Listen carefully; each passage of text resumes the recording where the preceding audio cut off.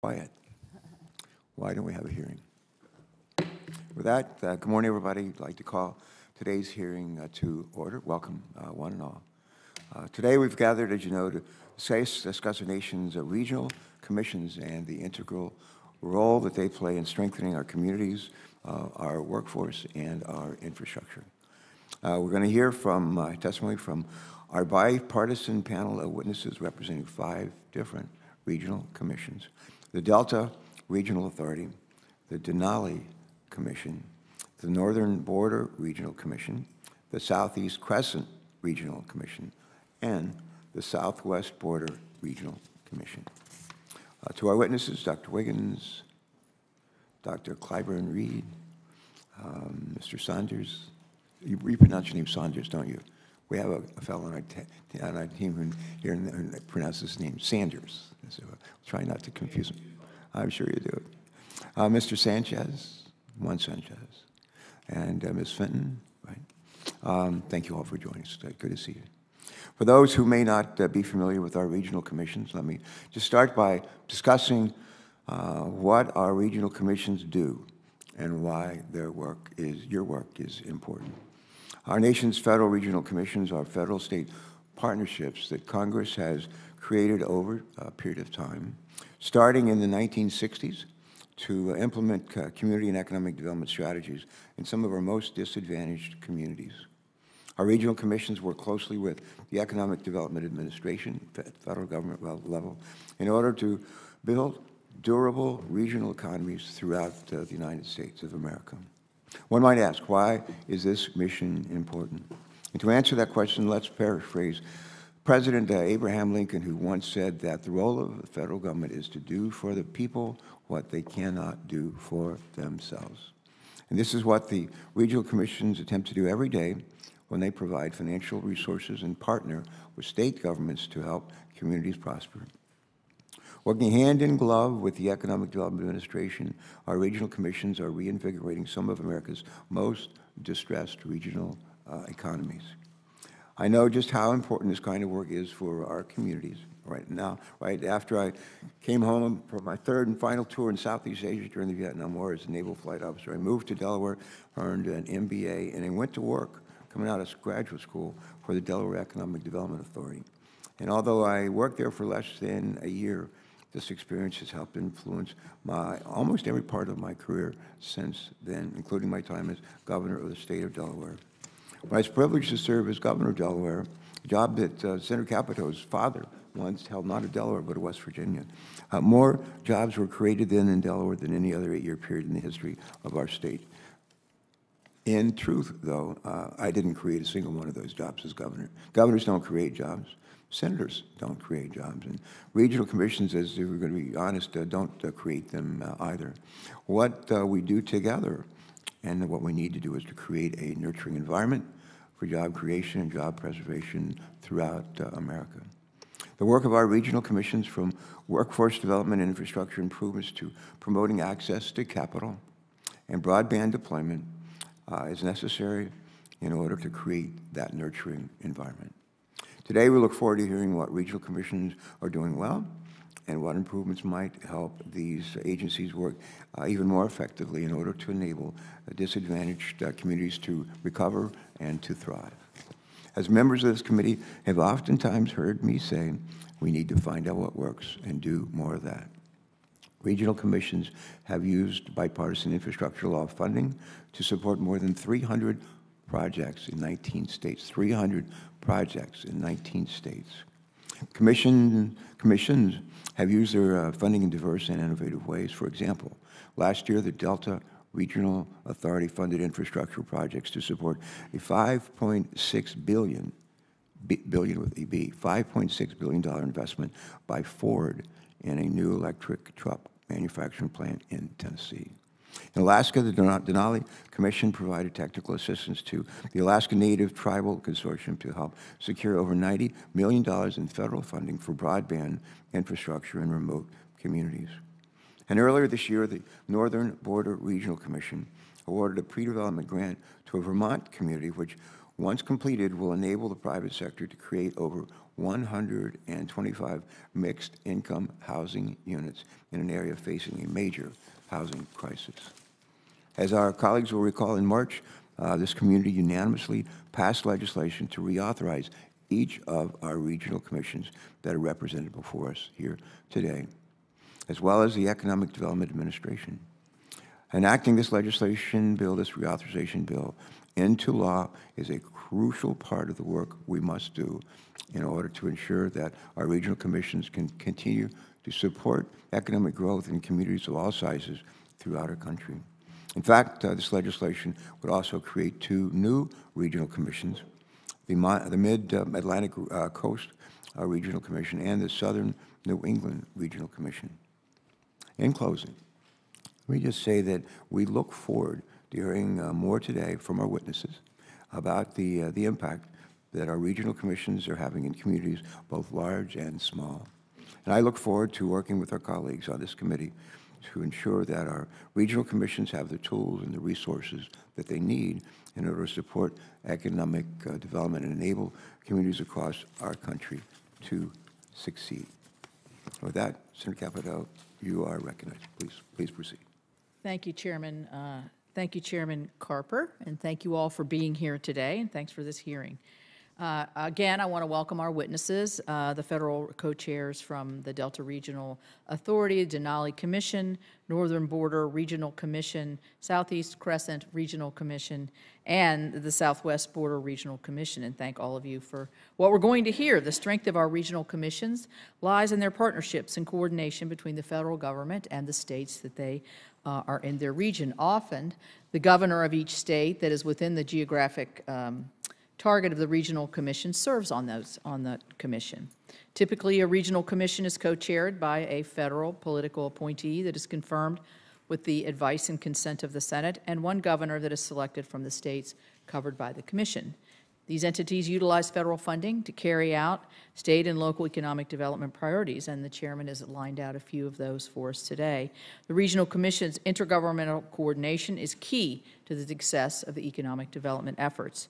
Working with the appropriate states, these entities often make investments in various areas such as basic infrastructure and workforce, training, development, and that are critical to ensuring long-term economic growth and opportunity in their communities. Further, regional commissions must work in tandem with the EDA, the Economic Development Administration.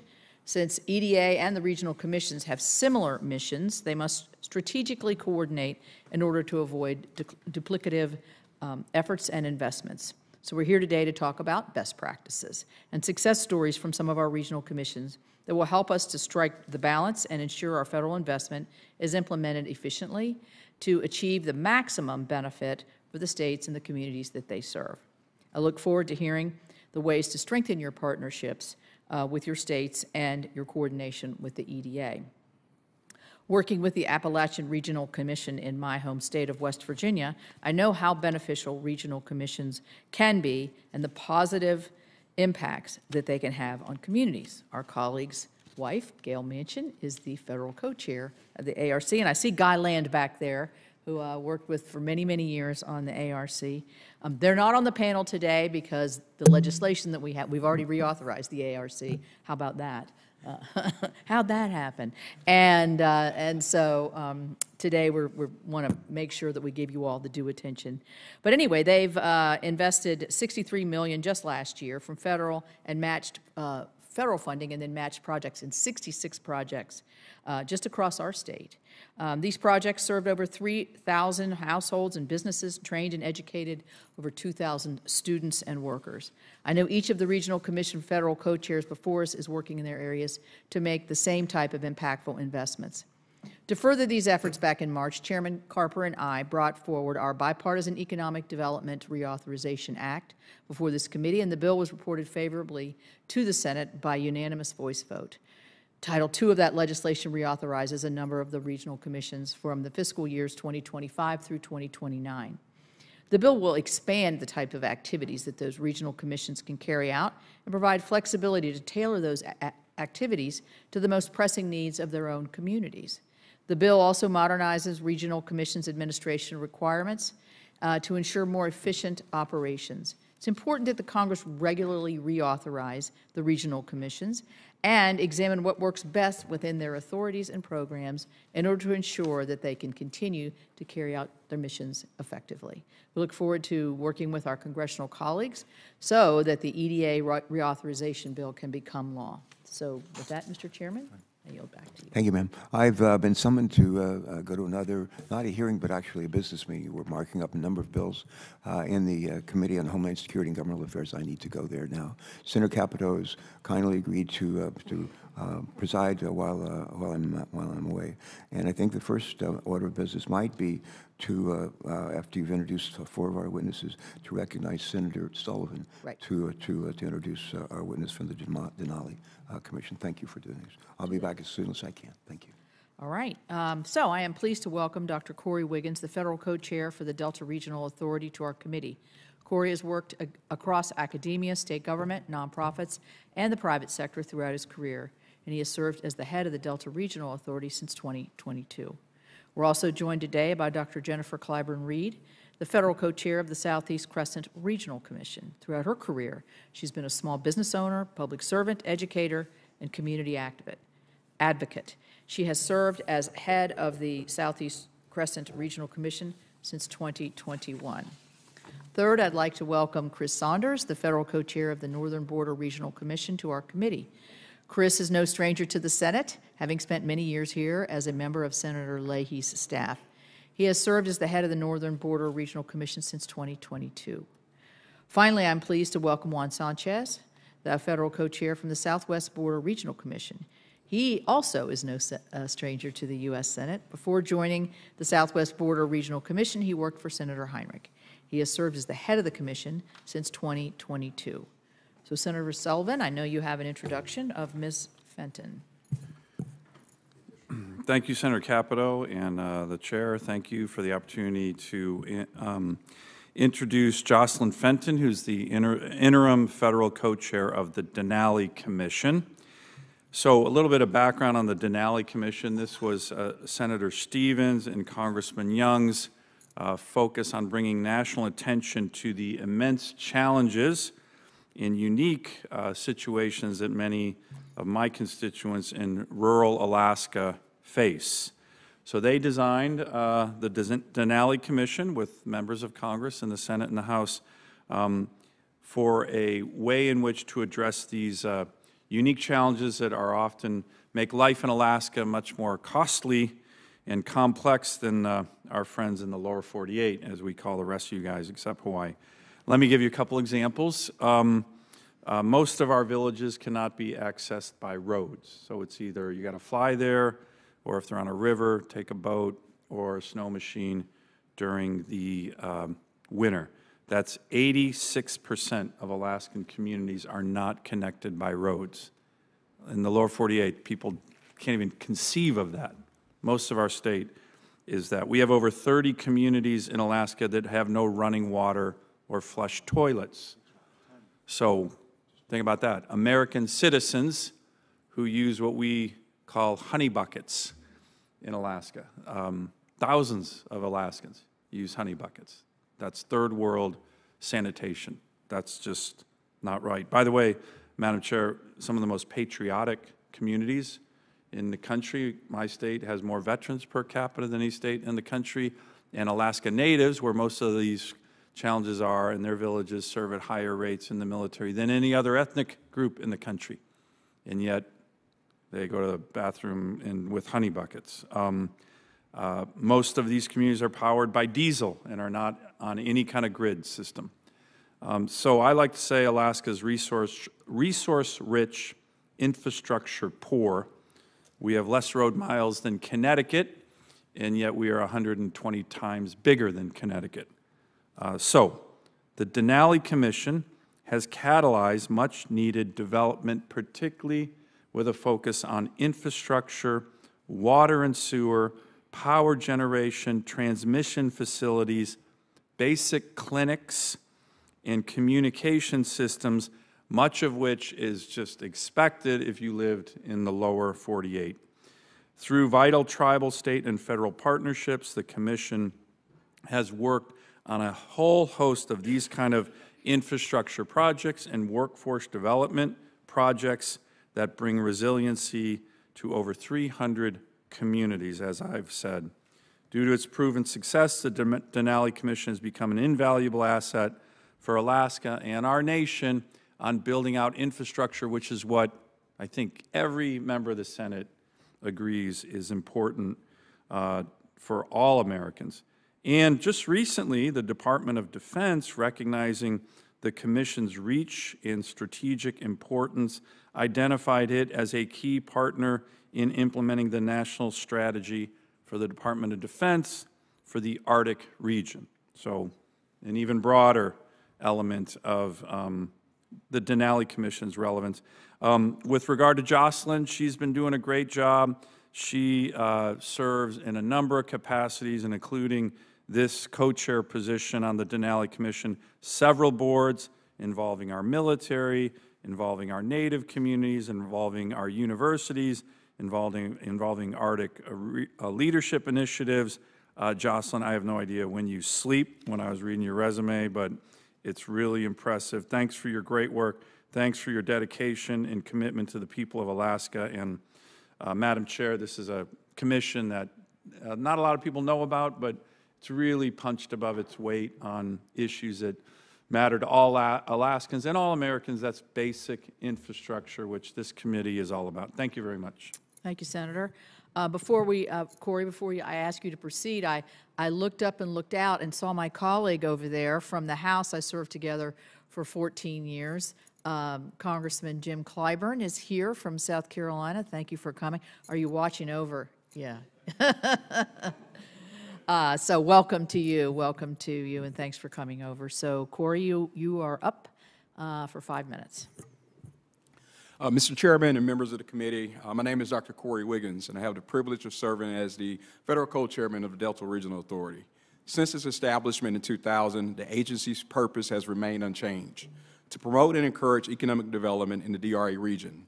DRA's financial assistance programs provide targeted investments in 252 counties and parishes across our 8-state region, including parts of Alabama, Arkansas, Illinois, Kentucky, Louisiana, Mississippi, Missouri, and Tennessee.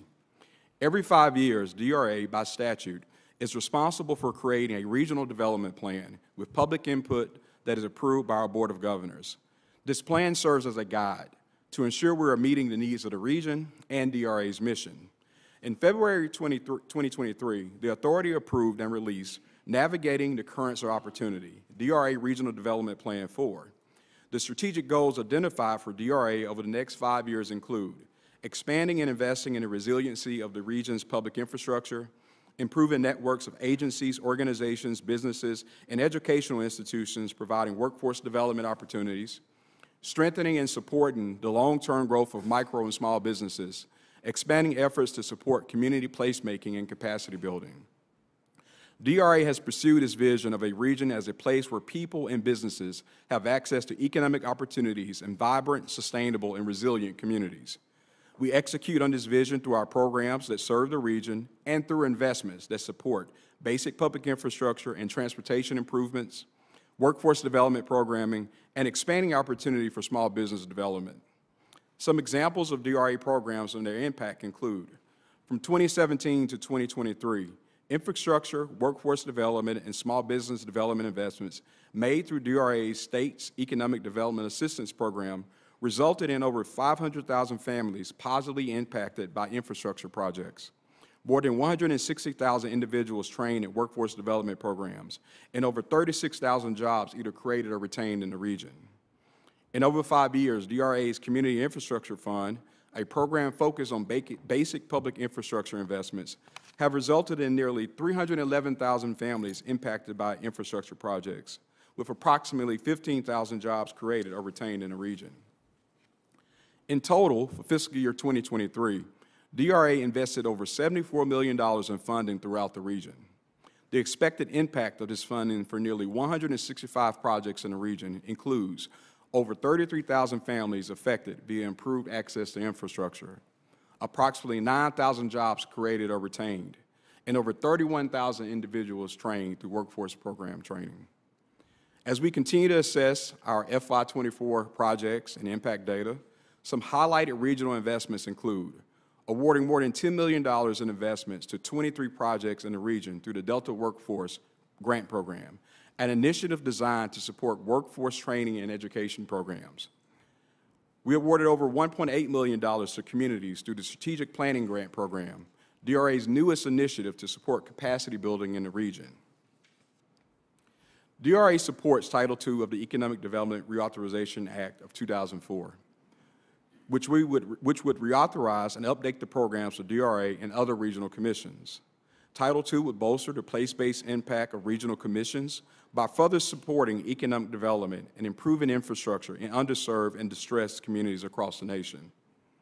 We thank the committee for including key proposals from the 2025 budget in the bill, such as a user fee authority for DRA's Delta Doctors Program, repeal of DRA's sunsetting provision, and recognition of tribes as eligible recipients. DRA and its sister commissions serve a distinguished purpose and uniquely critical role within each of our regions. DRA's impact in the region is not just limited to the quantitative outputs from agency investments, but is also connected to our reputation as a regional partner working closely with local governments, local development districts, and our member states to help find solutions to the challenges experienced in the region. It is critical that DRA remains a vital partner in the region to foster inclusive communities, strengthen regional collaboration, achieve sustained long-term economic development, and produce meaningful opportunities for all people in the DRA region. Thank you. Thank you. Next, we will hear from Dr. Jennifer Clyburn Reed. Jennifer, please proceed with your testimony. Thank you. Good morning, Chairman Carper and Ranking Member Capito, committee members and staff. Thank you for the opportunity to testify on behalf of the Southeast Crescent Regional Commission and share the progress that we've made since becoming active in early 2022. I begin by expressing support for Title II of the Economic Development Reauthorization Act. Many thanks to the members of Congress and SCRC governors who have supported the Commission as we continue to assist its 51 million residents.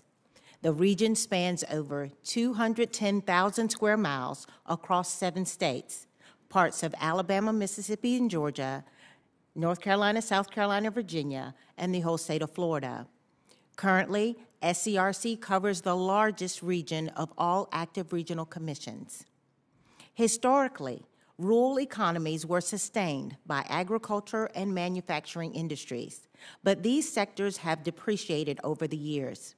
As a result, many rural areas are strangled with job losses and economic stagnation, prompting the need for regional commissions to spark economic innovation and revitalization efforts. As a member agency of the Rural Partners Network, SCRC has worked with USDA Rural Development and other federal agencies to leverage resources to rural communities. Almost 3 years ago, I sat before this committee as a nominee. At the time, I identified 3 goals to pursue once confirmed: assess the needs of each community, identify regional challenges, and determine the path to move our distressed counties from transitional to attainment status. Data was compiled from a 7-state survey, virtual coffee and conversations, and collaboration sessions to author the 5-year strategic plan. Participating states also created economic development plans that illuminated each governor's priorities, also aligning with SCRC's strategic plan and statutory language. During that same hearing, Senator Carper suggested that I find what works and do more of that. Early data collected found gaping holes in healthcare access. In response, SCRC implemented the J-1 visa waiver program, already offered by other regional commissions and proven highly successful.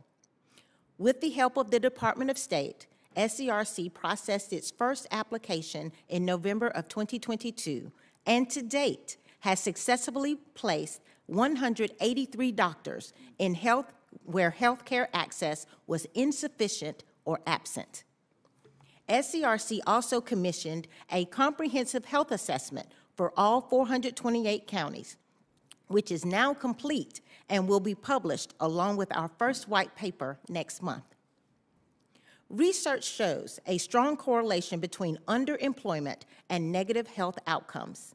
A living wage shapes opportunities for childcare, education, food security, and housing.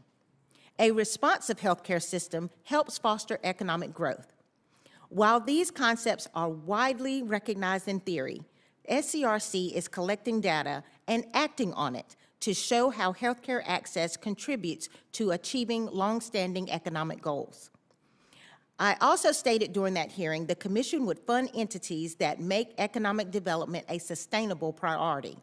In preparing to launch the first grant cycle, SCRC executed cooperative agreements with all participating states and 55 local development districts. The launch of the inaugural $20 million seed grant program yielded 363 pre-applications, requesting $119 million. The competitive selection process narrowed that pool to 103 full applications, and I am honored to report that the 56 projects selected exceeded internal expectations and statutory requirements. Of the 129 counties impacted by the 56 projects, 103, or 80%, are in distressed counties. The authorizing statute requires 50% of grant funds to be spent on projects in distressed counties. SCRC exceeded that by spending 77% of grant funds in distressed counties on 42 projects. 40 projects, or 71%, are infrastructure projects, which exceeds the 40% required. SCRC looks forward to continuing partnerships with local, state, and federal entities that will assist in achieving the mission to alleviate the effects of poverty and ensure a prosperous future for all who call the Southeast Crescent home. Chairman Carper, Ranking Member Capito, and members of the committee, thank you, and I look forward to your questions. Thank you. Next, Chris Saunders. Thank you, Chairman Carper. Thank you, Ranking Member Capito, members of the committee, for the invitation to participate in this hearing and the opportunity to talk a little bit about the Northern Border Regional Commission. I think, as you've heard from my peers, that and in some of your own opening statements, there's something unique about the federal commissions. The collaboration that's required, the elevation of local needs, the input from state partners, it's unique among federal agencies in terms of how we develop a collaborative process. I think there are few places across the federal government where this model of collaboration is included, and likewise, our almost singular focus on place-based economic development is found not many other places within the federal government. My hope today, in addition to complement the testimony of my colleagues, is to highlight a couple characteristics of the Northern Border Regional Commission that demonstrate how we try and advance the well-being of the residents of our region. Specifically, it's been touched on a little bit this morning, our ability to effectively deliver resources to rural America, our Commission's ability to focus resources on a specific regional need or an opportunity, and the non-monetary ways that commissions can deliver assistance. It's been my experience the regional commissions are one of the most impactful models for directing federal public investment to rural America. Thanks to the significant flexibility Congress has granted commissions in the way we design and administer our programs, we can really consider how best to deliver assistance in a manner that reflects the needs and really recognizes the capacity strengths of rural places. At NBRC, we've intentionally designed pathways into our programs that elevate first-time applicants and rural communities, and we're able to match technical assistance to small communities who have extremely modest municipal budgets and often rely on part-time or volunteer staff.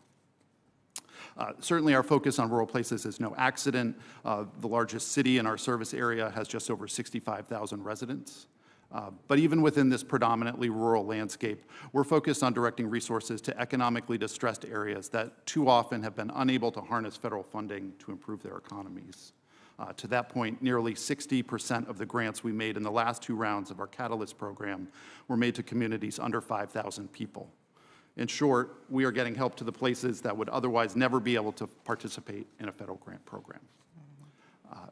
Beyond the flexibility that commissions have in program design, we can similarly pivot our focus to address key needs as they emerge. In the NBRC territory, the forest products industry is one such example. For generations, the wood products and paper industries were really significant drivers of the economy in our region. And as these legacy industries have faltered, it's really been a regional priority to find ways to develop new products and markets. So for the past 6 years, we focused resources through specific grant offerings to support innovation and infrastructure within the forest products industry, and these investments are having their intended impacts. This ability to move towards emergent challenges is also evident in our work to address major region-wide needs, specifically a lack of access to childcare and to housing. The significant funds that Congress provided to NBRC through the bipartisan infrastructure law allowed NBRC to revise our flagship grant program to prioritize these needs. These changes are likewise having the intended impact. In the past month, I've had the good fortune to travel to openings and groundbreakings for new child care facilities in Ticonderoga, New York, Middlebury, Vermont, and Rangeley, Maine. These investments will result in hundreds of families receiving help so that they can work. Happy to report there's a comparable level of activity in our infrastructure portfolio, with numerous awards that are laying the groundwork for the development of hundreds of units of housing. While the financial resources that the Commission awards through grants are certainly the most prevalent ways that we make assistance available in the region, it's important to note that NBRC and its peers have other tools as well. A couple of years ago, we recognized the need to organize and bolster the outdoor recreation industry within our region, and we coordinated multiple symposiums which have proven to be catalyzing events for our states and informed NBRC's own work in this space. Outdoor rec speaks to a critical additional role of the Commission. We're able to put a focus on innovations that expand emerging industries that have the potential to provide meaningful, well-paying jobs in areas where legacy industries have reduced growth and left residents with fewer economic opportunity. It's my hope that this brief overview offers some insight into the role that commissions play in the economic development ecosystem, and I'm appreciative again of the opportunity to testify and look forward to your questions. Next, we will hear from Juan Sanchez, if you want to proceed with your testimony. Thank you. Good morning, Chairman Carper, Ranking Member Capito, members of the committee and staff. Thank you for the opportunity to testify on behalf of the Southwest Border Regional Commission. I'm Juan Sanchez, the first federal co-chair of the commission, and I'm honored to share our progress and challenges as we aim to serve the Southwest. The commission comprises 93 counties and 35 million people throughout Arizona, New Mexico, California, and Texas. Our aim is to help foster economic development, help create jobs, and empower our communities. In January of 2023, I was entrusted with the responsibility to establish the commission and develop its operating infrastructure from the ground up. My first task was to secure the participation of our 4 governors, whose ideology spans the political spectrum. It speaks to the importance of the commission that we were able to reach a consensus, and as of June 2023, all 4 states were participating. Together, we have reached agreements on the operating procedures, funding allocations, administrative supports, our grants process, and a vision for the commission.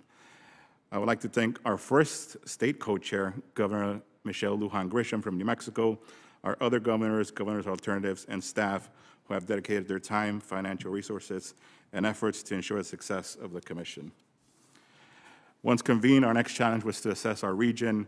We identified barriers to economic development and created our strategic goals.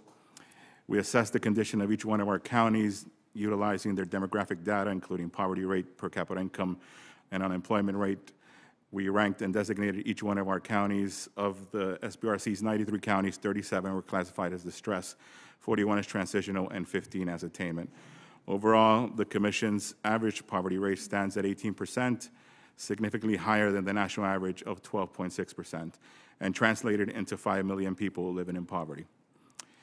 We identify unique distressed communities such as colonias, which is the Spanish word for neighborhood. Colonias are economically distressed communities located within 150 miles of the U.S.-Mexico border, often lacking a governance structure and basic infrastructure. Families living in colonias are without adequate housing or essential services like potable water, plumbing, sewage, paved roads, broadband. Approximately 800,000 people lack adequate drinking water and sanitation, with 1/3 of the folks living in colonias having no access to water or wastewater facilities. The commission also comprises 51 federally recognized tribes. Collectively, our tribes have a poverty rate of 44% and an unemployment rate of 12%. It's a drastic comparison to the U.S. averages of 12 and 4.2 respectively. Tribal communities also face severe infrastructure challenges and lack adequate drinking water and sanitation facilities, as well as other essential services such as broadband. The commission seeks to enhance tribal capacity and promote self-governance and has set aside at minimum 5% of our total funds to tribal communities. We identified other interrelated challenges. The commission's region suffers critical shortages of healthcare professionals. Every county within the region is designated a health professional shortage area by HHS in primary health, mental health, and dental care. We additionally conducted extensive outreach with hundreds of community stakeholders across 4 states, including mayors, economists, nonprofits, universities, chambers of commerce, industry groups, and more, to identify the most significant barriers to economic development. The most common barriers, as addressed by our stakeholders, include capacity gaps. Capacity remains a significant barrier in our distressed communities, which often lack technical, managerial, and financial capacity. Distressed communities often stated that their minimal staff is overburdened with administrative duties. Secondary barrier was matching requirements. The SBRC serves some of the most poorest communities in the country, often lacking a substantial tax base to generate revenue and secure matching funds. Federal and state grant programs often require a match, which is a significant barrier for our most impoverished communities. Third was data availability.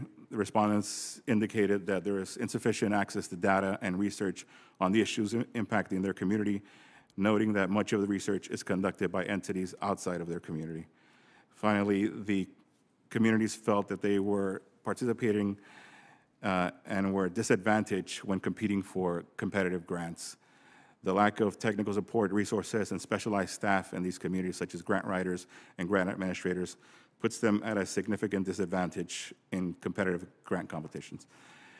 To address some of these barriers, the commission, to help advance equity, the commission will allocate 50% of its total funds to distressed areas. To build capacity, our new grant program allows for an increased use of administrative funds for up to 30%. And we are also allowing local development districts to apply on behalf of distressed communities and serve as an administrative agent. To reduce cost and try to eliminate the matching requirements, the SBSC aims to co-invest with other federal agencies and has signed agreements with USDA Rural Development and other federal agencies to co-invest in distressed communities. Moving forward, the commission will host a series of open houses in partnership with our local universities. We'll publish our 5-year plan in November, begin conducting grant webinars in December, and we are on track to open our first grant competition in 2025. Finally, I want to wish a sincere appreciation to the committee for their work on S3991. We're particularly thankful for the provisions which waive the matching requirements for Indian tribes and colonias, extend our authorization through FY 2029, and provide the commission the ability to offer demonstration healthcare projects. We look forward to working with Congress and are pleased to answer any questions. Thank you. Thank you. Thank you. And next we'll have Ms. Fenton, if you want to give us your testimony. Good morning, Mr. Chairman, Ranking Member Capito, and honorable members of the committee and staff. Thank you for inviting me to testify and providing an opportunity to present you with an update of the Denali Commission in concert with the other regional commissions. We thank you and the members of Congress who have recognized the achievements and value of the Denali Commission over the last 25 years, whose purpose is to deliver services of the federal government in the most cost-effective manner. Alaska is home to 229 tribes and 160 municipalities, ranging in size from about 20 to 300,000 residents. 86% of municipalities are not connected to the road system, which means everything needs to be barged or flown in. It can increase, it can drive up costs and create logistical challenges, especially in inclement weather. Many of the smaller communities do not have much in the way of a cash economy, and many who live there have deep-rooted cultural and subsistence lifestyle, which not only provides the customs and foods they consume, but they are also techniques and traditions that are valued and that should be preserved for future generations. For fiscal year 2024, the Commission will be making awards that total just over $32 million, of which 93% will go to distressed areas. I like to say we were Justice 40 before Justice 40 was cool. The Denali Commission has been most successful by focusing on preparing projects for larger funding programs, by providing planning or design assistance, gap funding when projects experience unexpected cost increases or delays, or by contributing to a community's non-federal match local requirement. In those areas where the infrastructure base is frequently decades behind the rest of the country, municipalities often don't have tax authority, and there's not much to tax if they did. We appreciate the consideration of lowering local match requirements for distressed tribal and Alaska Native villages. The Denali Commission and other regional commissions have the unique authorities and tools and are best positioned to support disadvantaged rural populations. In the last 6 years, the Commission has expanded its program offerings, diversifying back into its legacy programs and adding new programs to reflect critical needs, the public funding available at the time, and to leverage partnership opportunities. Over the life of the Commission, we have modified programs to reflect the needs and public funding available at the time. There are 3 ways that we facilitate investments. 1, priority lists, such as the Rural Power System Upgrade Program, the Bulk Fuel Upgrade Program, statewide threat assessment for communities facing environmental threats, the Sanitation Deficiency System, and in the early 2000s, a list for rural primary care clinics. 2, annual competitive funding opportunities.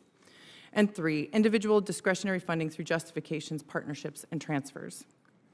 Allow me to share some of the highlights that reflect the administration's goals and describe some innovative partnerships.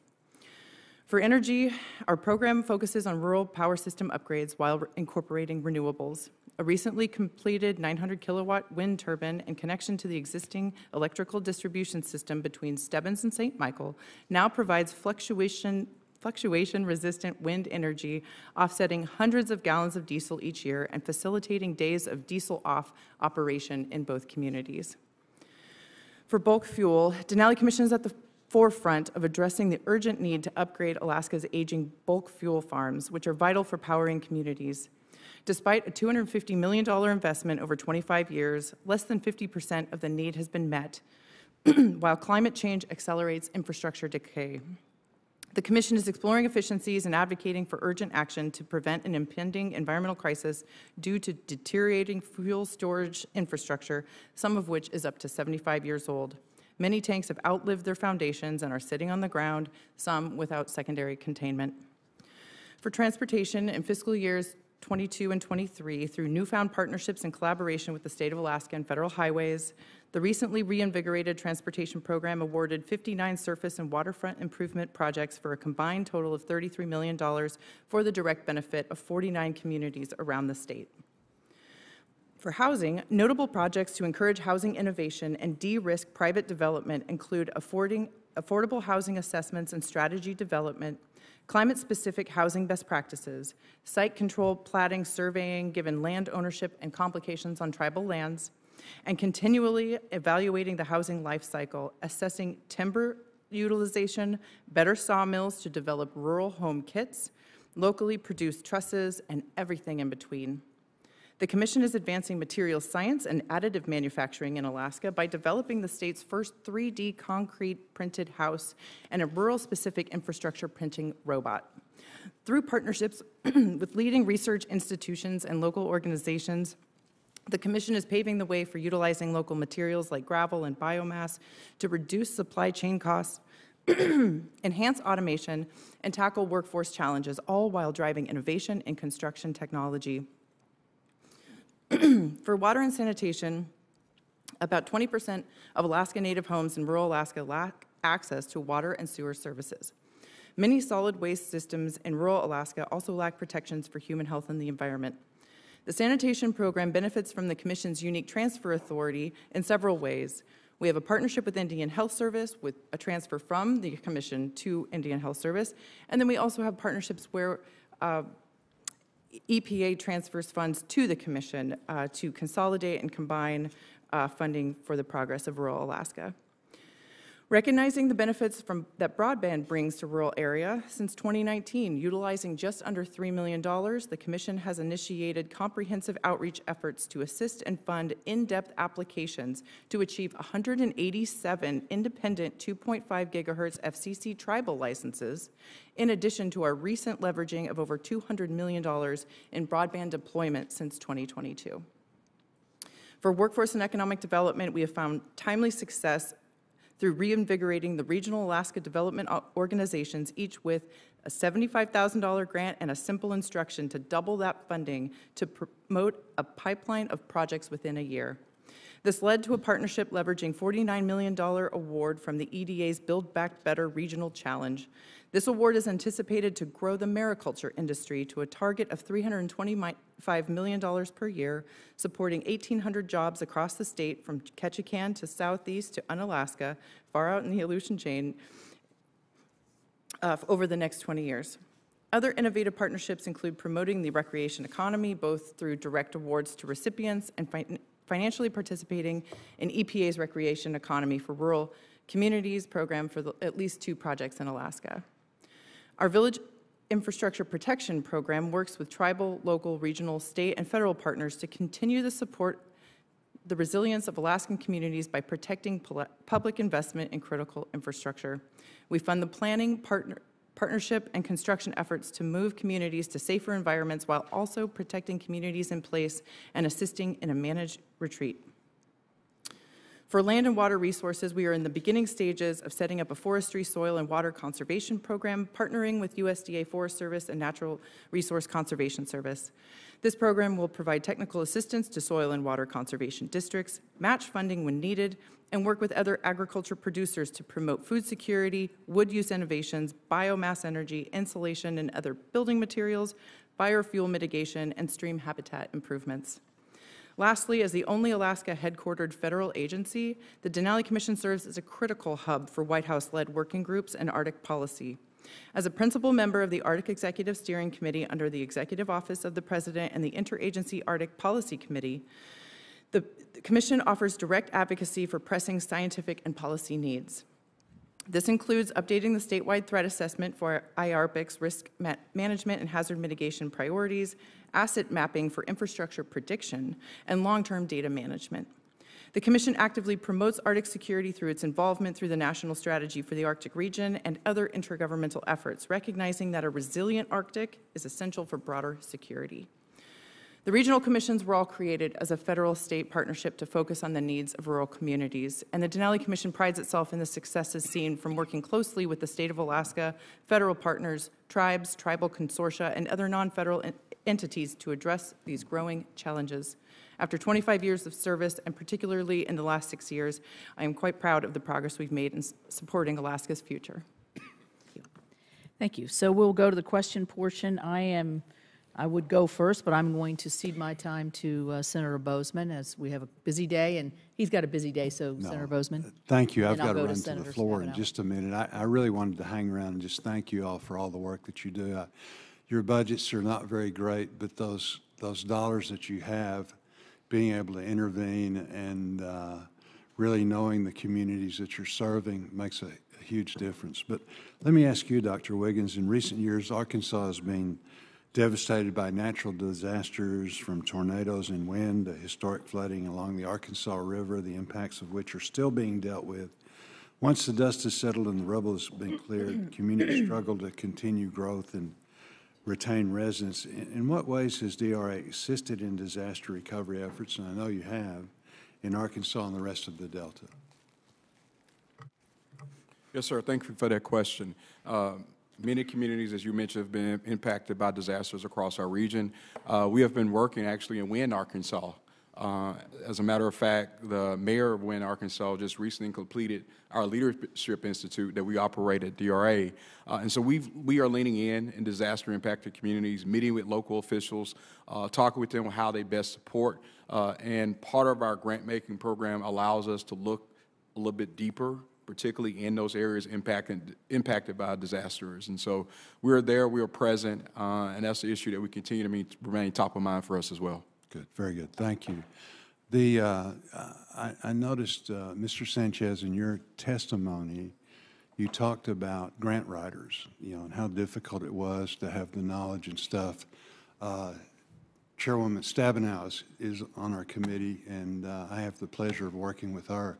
This is something that we hear constantly. I know that Congressman Clyburn, the same thing. It shouldn't be that, if you have a good education, that you have to hire a $30,000 grant writer in a very, very small community. Can you all, maybe you could start, Ms. Reed, could you just comment on that, the problem, if you're seeing the same thing that we're hearing about in the Ag Committee and the rest of our committees about how difficult that is. I know we had a lady and a mayor in Mountainburg, Arkansas, that as a result of getting the project started and done, we were able to knock out the biggest pocket that we had of people that were hauling water and things. But it, again, the problems they had of figuring out the grant, trying to get a grant writer, we were able to step in. Lots of people stepped in to help out, people like you. But can you comment about that just a little bit so we can get that on the record? Absolutely. Thank you for that question. And it is an ongoing and broad problem. The approach that we've taken at SCRC is a tiered approach. We have the commission, and we've entered into agreements with the states.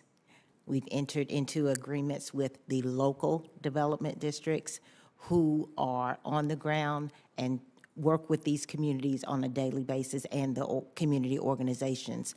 And the support that we've given and we are giving to the local development districts is just that, so that they will be able to help entities like described who can't write those grants, but the local development districts will be able to support them in that way. And we're building capacity all the way up the pipeline so that we don't continue to have those issues. Yeah, very good. Well, I hope that we can all work together I know, again, the chairwoman has been a great leader on this, and Congressman Clyburn also. Just, there's no excuse for making things so very difficult.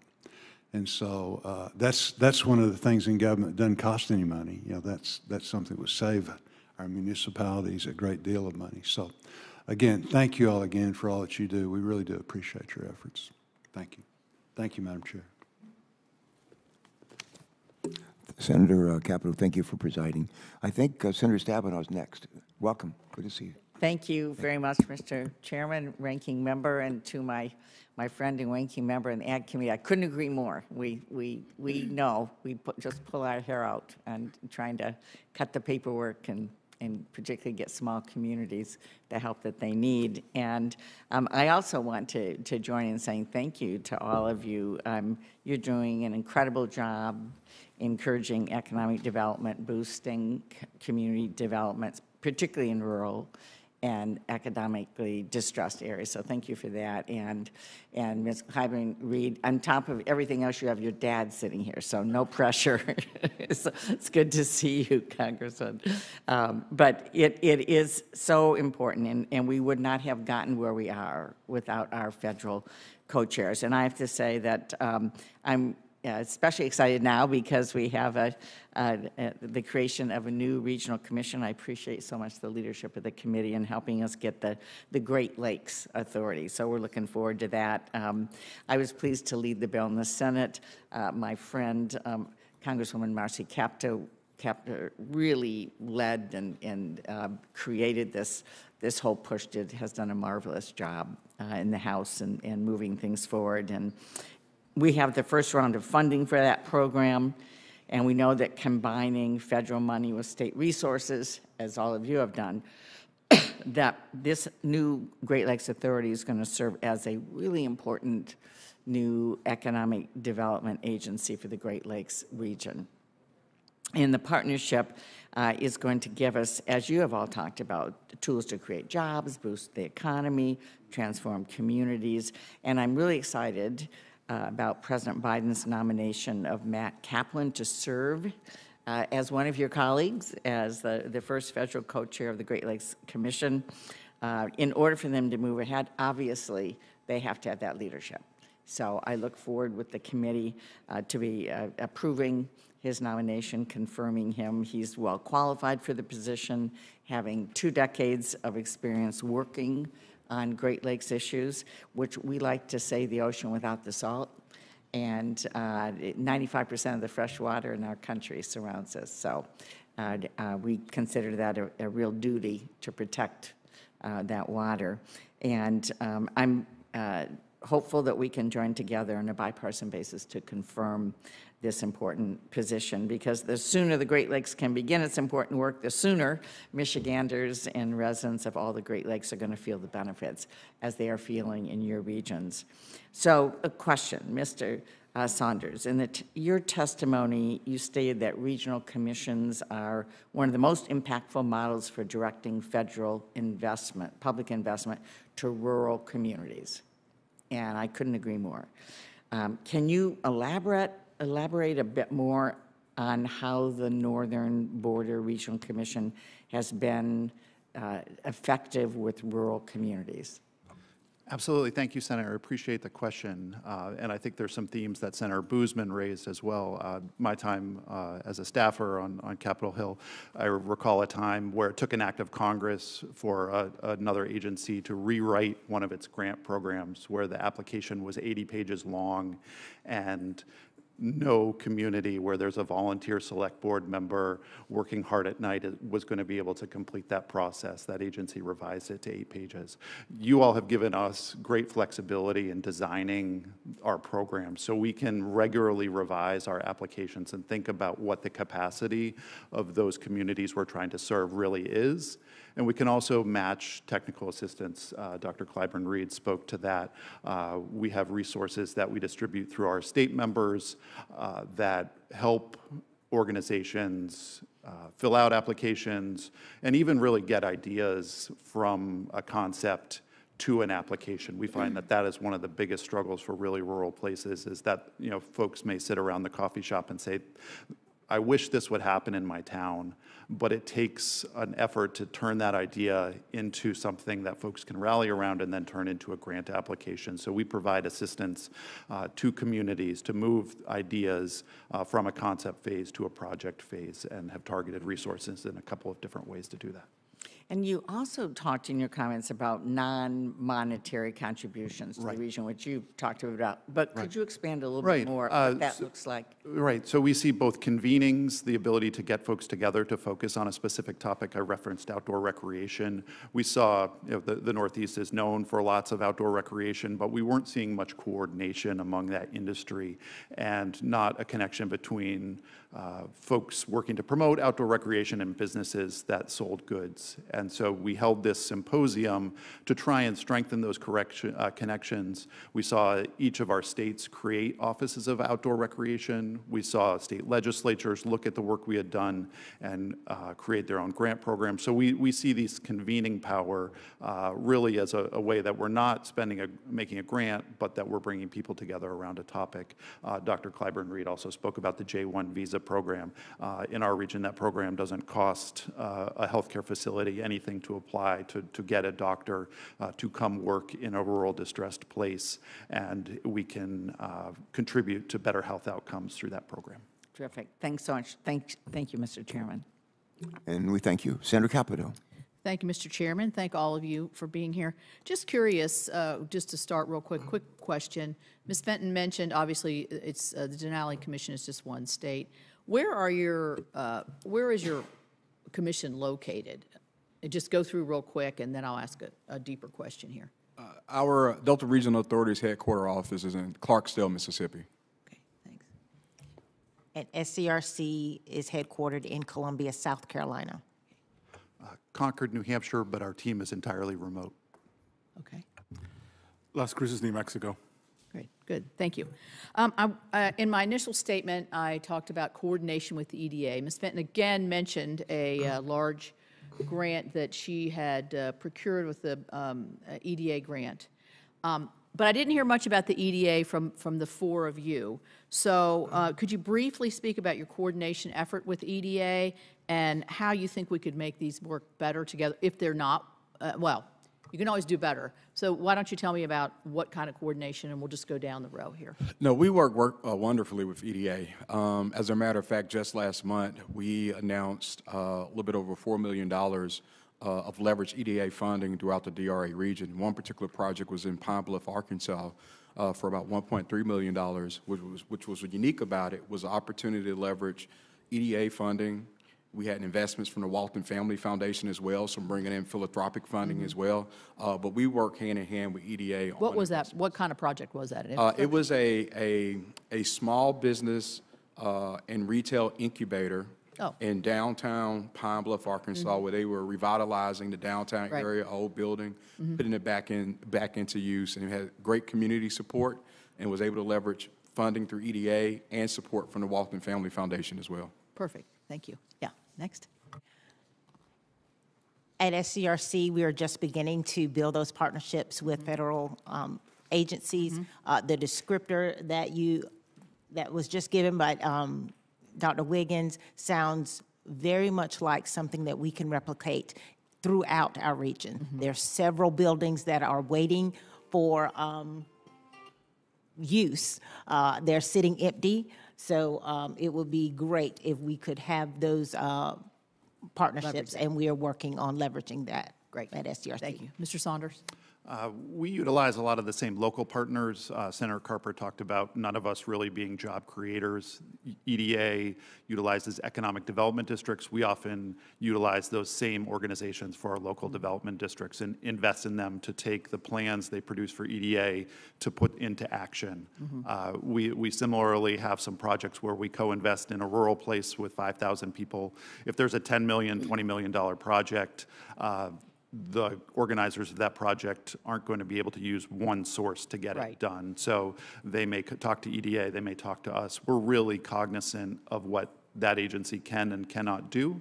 And so things that may not pencil out well when a project comes together, say housing development, that's not going to score well in an EDA application, but is a really dire need in many rural places. So we look for the spots that they cannot fund and try to move into those as well. Oh, good. Okay. Mr. Sanchez? We are incorporating the EDA sets plans into our 5-year plans. Okay. So that we can co-invest in projects. Additionally, the local economic development districts are eligible to apply on behalf of distressed communities. So they are the ones who administer and follow EDA sets plans. So we anticipate we'll have a lot of co-investment. Okay. And Ms. Fenton, you mentioned one project. Are you working? Do you have one EDA representative in Alaska for your state solely? I was going to say that we have to work closely with our Yeah, you need the microphone. I was going to say that we are happy to work closely with our one EDA representative in Alaska, along with our Alaska Regional Development Organizations, and pairing that EDA opportunity with Denali Commission and how can we leverage those opportunities, either through technical assistance or we can close with the various applicants to really put together a fundable project that makes sense for Alaska's economy. Well, I know the emphasis on infrastructure. These are expensive projects. No one funding source, unless you're very lucky, can actually cover all this, and that's what the coordination. I will note that I heard in almost everybody's statement that you do quite a bit of coordination with USDA Rural Development. And then with this broadband money coming into the states, that's going to be a really critical piece for all your commissions. It certainly is in our state. You've mentioned a couple best practices. It seems like you all kind of have compared and talked a little bit. Sometimes you don't have to reinvent the wheel. You can just use good ideas from other commissions. So Dr. Clyburn Reed mentioned the J1, and you mentioned it again. Mr. Saunders, do you have any other best practices that you want to share right here that maybe works particularly well for your commission, Dr. Wiggins? Sure. I think one of the areas, and we've all talked about regional capacity building. So many of our communities we're serving that are small, rural, part-time mayors, part-time, alder folks who are leading. And so we've really leaned in a lot to capacity building by working with established partners like community development financial institutions, university partners, other philanthropic organizations, trying to leverage our resources, their resources, in a way to think about, while we can't write grants, there are institutions who can work with them and support them along that way. And so capacity building has been one of those things, top of the line, making Right. sure that rural communities aren't left out of the amounts of historic federal funding that's available for infrastructure. Anything else? Anybody would like to? Yes, go ahead. Well, one thing I wanted to add was to look at our universities and colleges in our region. One thing that SCRC is approaching is an HBCU convening. 38 of the 103 HBCUs in the country are in the Southeast Crescent region. So it just makes sense for us to form that partnership and convene them so that we can talk about ways to benefit from SCRC. We have had no applicants from the HBCUs. In our first round, it's just the first round. So we have no applicants. So we want to make sure that that is not a resource that we're leaving Right, that's good. Mr. Saunders, do you have something you want to mention? These are some of the external ways we coordinate, as you noted, very much on an internal basis. We share ideas about grant programs and contracting. Senator Stabenow mentioned the nominee for the Great Lakes Authority. We've already engaged with him to talk about developing a vision. So there's both this external work that happens as well as internal best practices that we can share to be effective. Okay, Mr. Sanchez, did you have something? Yeah, I appreciate the support from the other regional commissions who have given us a guiding light.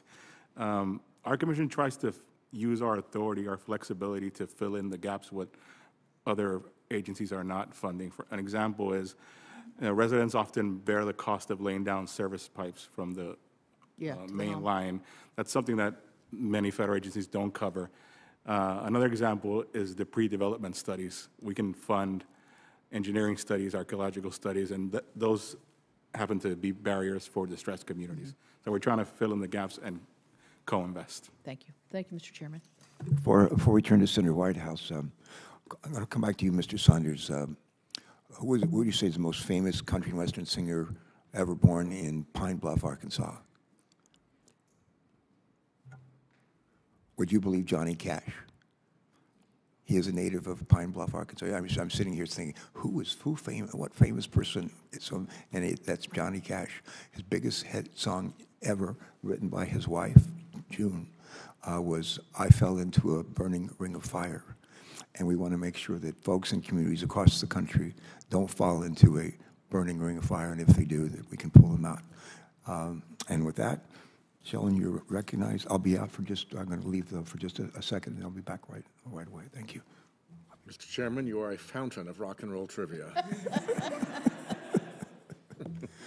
My wife says it's worthless information, but I promoted my first concert when I was a student at Ohio State, and I love music. I've been doing this for much of my life. If I could do anything in my life, I'd play third base for the Detroit Tigers and promote concerts. Maybe I'll have a chance to try that out in about 2 months.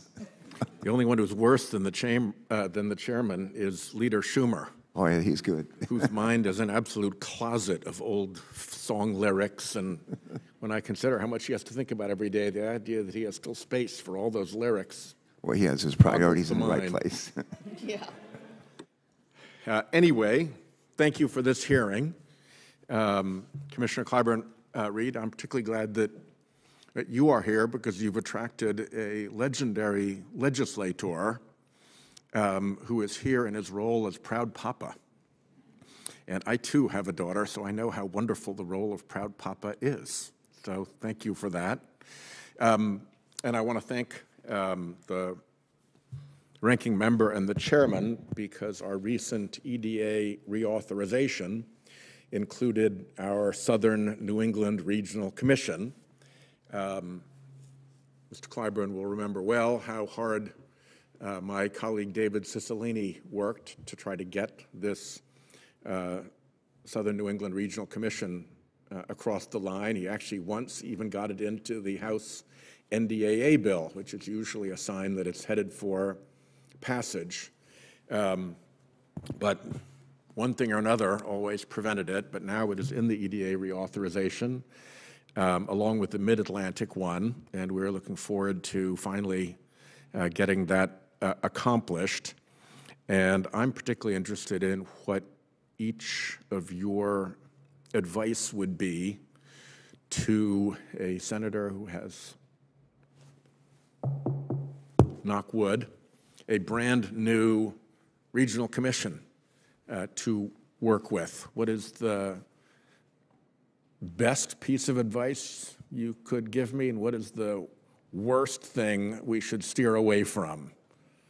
Mr. Wiggins, let me start with you and just go right across the table. Sure. Senator, thank you for that question. I mean, I think the best piece of advice is the work that you're already doing now by being present in your state and your region. I think the most support that regional commissioners look for is being able to listen to stakeholders, whether it's federal, local, elected officials who we're serving, and so being able to provide your thoughts and opinions on where resources need to go, it should be top of mind for whoever's leading commission. So I think that would be my best piece of advice. Thank you. Commissioner. Thank you for the question. And since I've just gone through this exercise to build up a commission, the best advice is to get to know who it is that you will serve. You cannot do anything for anybody without talking to them first. We have all sat around enough meetings and tables to come up with ideas of how to make things better for people without talking to the actual people. So that is my advice, to ensure that you're communicating with those communities directly so that they feel part of the process and they feel heard. Commissioner. Our commission was founded with the northern forest in mind, and as I mentioned, the kind of faltering forestry industry as a call to action. If I'm not mistaken, there's a similar concern around the historic boat building industries in southern New England and some other common themes that drove the economy there. We were able to unite states around an idea of either to help reinvigorate this industry or to think about other paths forward for the communities where that was no longer a viable opportunity. Outdoor recreation proved to be one of those calling cards for communities where forestry had passed them by and wasn't going to be the future. So I think finding some of those common themes that ties the region together and are easy rallying cries. Governors don't know before a commission is stood up what these organizations are supposed to do. And so finding common themes that bring them to the table, particularly if they're going to be committing state resources to their operation, is pretty important. Yeah, well, ours are pretty straightforward. It's blue economy stuff and the risk to coastal economies of sea level rise, storm risk, insurance difficulty, all things that come that, frankly, we're seeing worst case scenarios beginning to play out in Florida right now as property insurance becomes unaffordable or unavailable. Commissioner? Thank you, Senator. My piece of advice would be to form partnerships. As I've been establishing this commission, I'm surprised at how excited people are in the region. And I think it's because the commission offers a lot of flexibilities and capabilities that other federal agencies do not, and can help solve problems that have existed for generations. So those partnerships will be critical and will open up co-investment opportunities. Got it. Ms. Fenton? I am co-chair, like interim federal co-chair Fenton. I don't know why. It's not honorable, apparently. I would echo the partnerships, determine the gaps of other programs, possibly ineligible costs. That leaves room for innovations for our programmatic flexibility. I would say institute a technical assistance or capacity building program to stand up your local development districts. Lean on the development organizations of your region. And lastly, have priority lists. Put together some data. Find priority lists to avoid grant applications. You're streamlining administrative efficiencies and putting the funding and the projects in the areas that need it most. Okay, well, that's all very helpful. I hope that's advice we get to put to practical use soon when we have our own commission. And I will say that I was pleased to hear Senator Sullivan's compliments to you and the commission, because he and I do a lot of work in areas like ocean plastics and international fisheries protection. And he's very good to work with on those issues. So thank you very much. Let's talk about the blue economy and have them give me a call. Okay. Thanks, Chairman. Sheldon, thank you very much. Maybe a question for Ms. Fenton and Ms. Clyburn Reed. And the question I would have for both of you would be... Chairman, can I interrupt on a Sure, please. Unrelated point? Yeah. The curtains are open today. The room has daylight in it. Thank you for that. I liked that. I remember saying here one day, "Let there be light," and next thing you know. All right, Ms. Fenton, Ms. Clyburn Reed, take it away. One benefit of a regional approach is that the assistance that you provide for communities can be tailored to the unique challenges in each of your regions, including challenges that are presented by various extreme weather events. Question for both of you. Ms. Fenton, as you well know, Alaska, like many of our states, is susceptible to any number of natural disasters like earthquakes, like tidal waves, and more. Would you share with us how your commission helps communities of all sizes recover from the impact of extreme weather and other natural disasters? Absolutely. We attempt to address risk mitigation through a number of processes.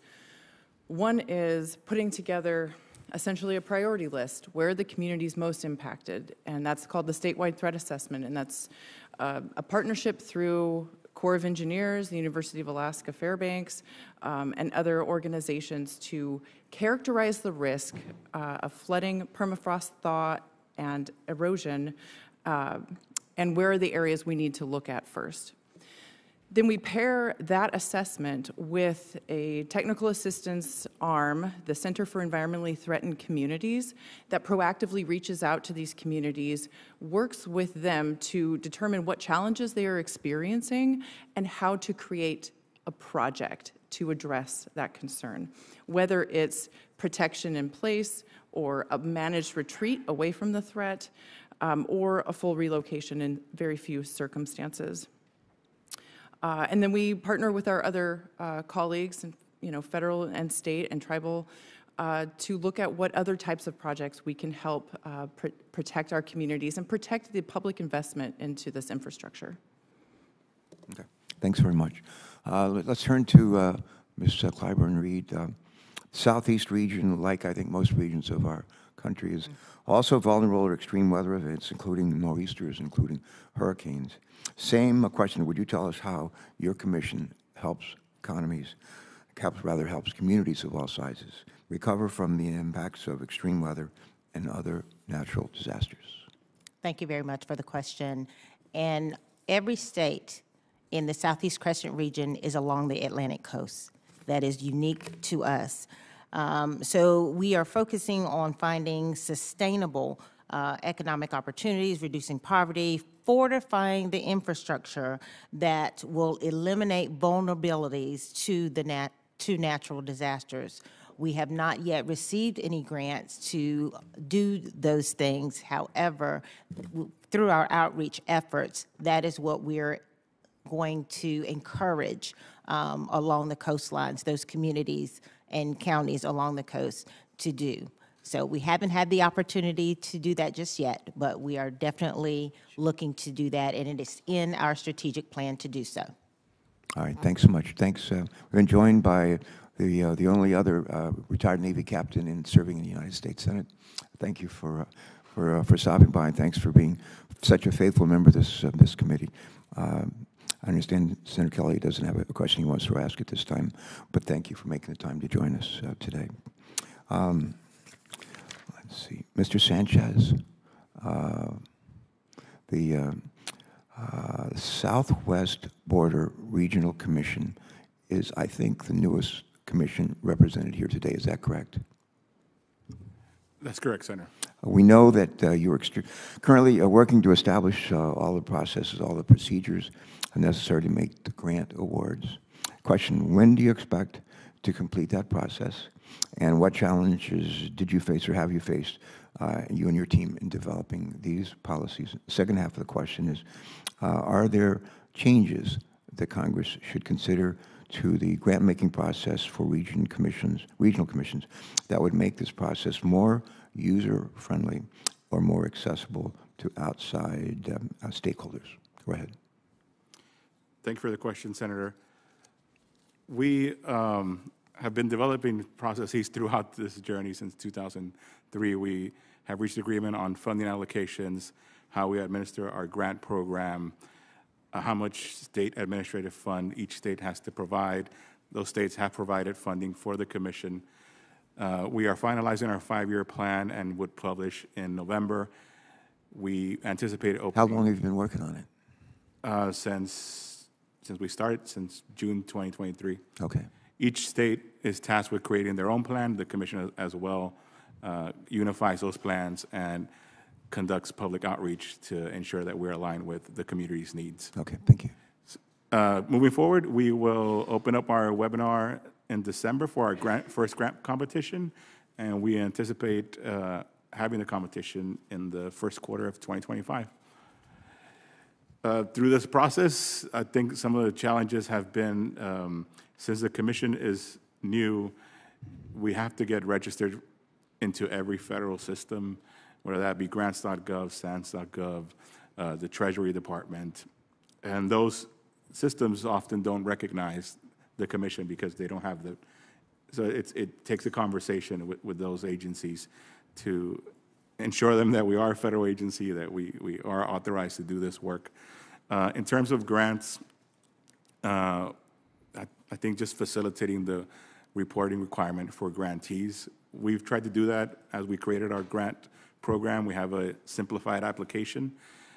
We have a 3-page pre-application where we screen applicants to ensure that they qualify and meet the basic requirements so that we don't have folks filling out 20 pages and then being denied. So we're trying to be very straightforward with our applicants. All right, thank you. I have a question, I think maybe for the whole, for the entire panel. And I would like to hear from each of you on this, but each of you were once newly confirmed, I think each of you were once newly confirmed federal co-chairs. And apparently you've probably learned a lot through your experiences in running a commission. What is maybe one thing that you know now in that regard that you wish you had known on day one when you started? I'll ask you, what is maybe one thing that you know now that you wish you had known on day one when you started? Mr. Wiggins. Well, I think one of the things coming into the door at Delta Regional Authority, 25 years would be our anniversary next year. And coming into the door, we've had to do a lot of internal modernization work within the agency. So that was one of the things that I would point out in terms of learning and knowing. But the reason and rationale for doing this work remains the same. Our purpose is to serve the people in our region, to make it easier for people to get the resources they need to help thrive in communities. And so I think while I've learned that process of modernization in a government sense, the purpose and our mission remains the same regardless of the work that we have to do internally. We have to deliver externally for the communities in which we're serving. Okay, thank you. Mr. Clyburn Reed. Being so new to the beginning, this is a very difficult question. There are about 7 things going through my head. But one of the... Well, you go ahead and pick the top 6. Pick the top 6.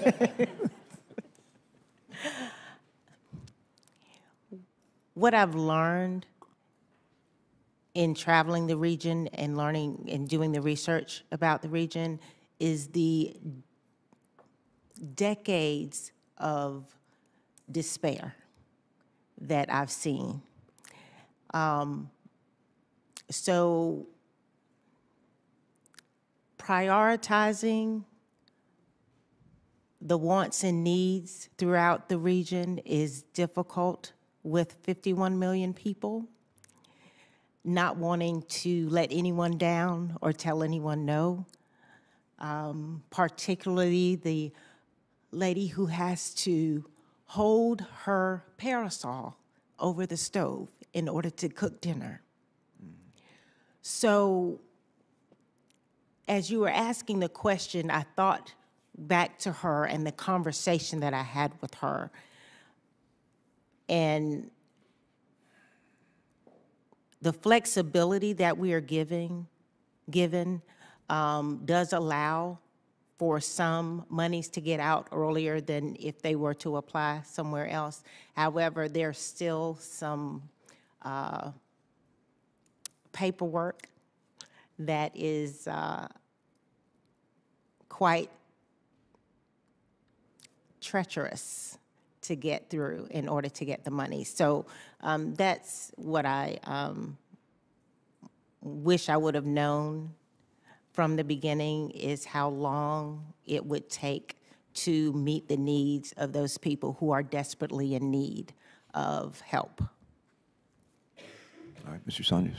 I would echo some of those sentiments. I think there's, we're all appointed to these positions and have a limited amount of time to serve. There's an eagerness to move very quickly, but a need to balance that with the speed that government should take to make sure that it can adequately account for all the needs of the communities you're trying to serve. We have really great models with peer commissions like the Appalachian Regional Commission that have been doing this work for decades, and many of us, I think, have a hope that we can embody the best components of that commission, but the three of us in the middle here have been authorized for 15 years and are varying degrees of maturity, and so to try and activate what at a level that ARC is, while still being a newer commission, requires a balance of desire to move with speed, but also at a pace where everybody can participate. All right, thank you. Mr. Sanchez. I would agree with my colleagues. I think what I wish I knew was the timeline it takes to implement some of these programs, and even to purchase a grant management software system that is FedRAMP and cybersecurity compliant and will meet the needs of your customers and will be easy to use and will be under budget. So that is the process of acquiring those things takes time, more time than I anticipated it would. And then trying not to pass on that bureaucracy to our applicants, trying to somehow simplify our application process, I think are the challenges that I wish I knew a bit earlier. Okay, thank you. Ms. Fenton? Well, I think the commission as a whole and myself, we understand the challenges. We know the difficult logistics. We know the long time frames and schedules, the needs for partnerships and relationships. I guess it's the part that has been educational for me, and I look forward to supporting our next federal co-chair that comes on board with some of the understanding of the coordination and importance of success stories here in DC, and the EOP OMB approval process and some of that official process that we are not as familiar with on the East Coast, at least myself. We know our colleagues in Alaska. It's really some of that outside coordination that can be mitigated, I suppose, a little easier next time. Okay, good. Thank you all for responding to that. Earlier today, I was privileged to speak over breakfast with to a number of my colleagues. Every week or two, usually I think on a Wednesday morning in the Capitol, there's a breakfast. And it's an opportunity. It's hosted by the Senate chaplain. And it's a chance for members to share just a bit about themselves, and in some cases, like what their values are and where they learned them, and how did they use those values to guide their service to our country. And I talked today about my own parents, and they were big believers in golden rule, treat other people the way you want to be treated there. My dad was a big environmentalist, big hunter fisherman, and my mom was real hugely interested in protecting this planet, the God's gift from to all of us. A bunch of my uncles, my dad all served in World War II in Korea. One of my uncles was killed in a kamikaze attack on his aircraft carrier. So my sister and I were basically instilled in a very early age a requirement to serve, expectation to serve our country, and which in some ways led me to come here. Those are a few things I shared with my colleagues this morning over breakfast, which I was pleased to do, and I think they fell on fertile soil. So we'll see. I have a question for you, Ms. Clyburn. It's not every day that one of our witnesses actually brings along a mom or a dad out in the audience to listen in, to tune in to the hearing. And I've known your dad for a long time. Served with him in the House. He won't admit it, but it's true. But maybe you could mention for one of us a lesson or two from your parents that actually helps guide you in the work that you do on the commission that you lead.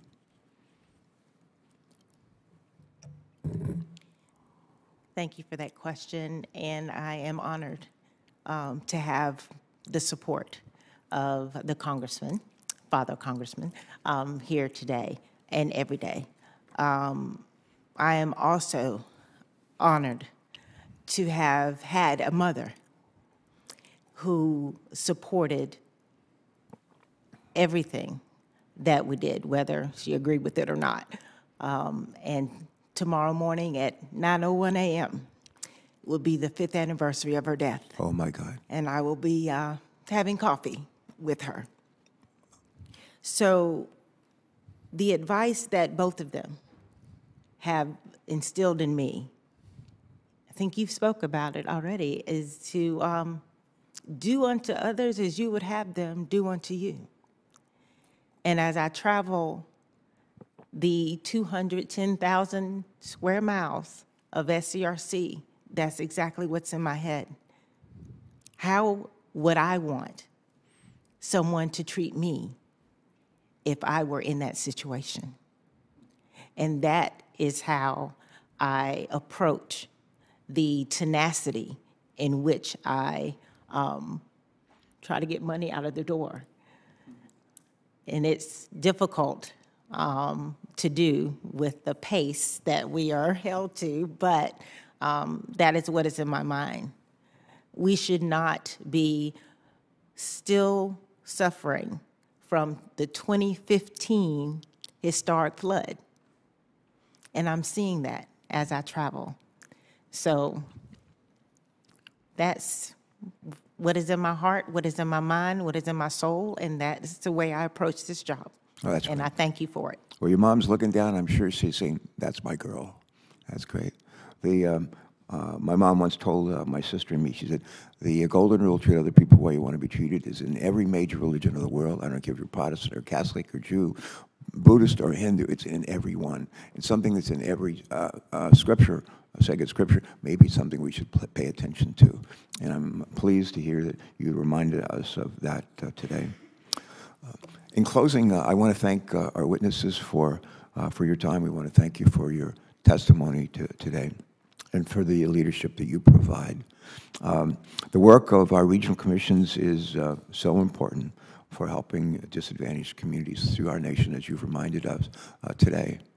This hearing has motivated me. I think it's motivated members of our staff, Senator Capito, and others to keep working, to reauthorize our regional commissions and the Economic Development Administration. For some final housekeeping, senators will be allowed to submit questions for the record through the close of business on October the 2nd. We're going to compile those questions. We're going to send them out to each of you, to our witnesses, and we're going to ask you to reply to us by October 16th. October 16th, keep that in mind. Anything else, folks? No? All right. And with that, this hearing's been a good hearing. This hearing is adjourned. Thank you so much. God bless.